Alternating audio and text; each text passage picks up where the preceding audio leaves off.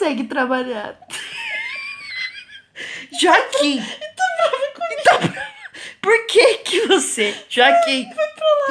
Joaquim! Do celular. Por que você desligou o despertador? Você não quer que a sua mãe... Ela não quer que você vai trabalhar, Dani? Nossa, ela não gosta.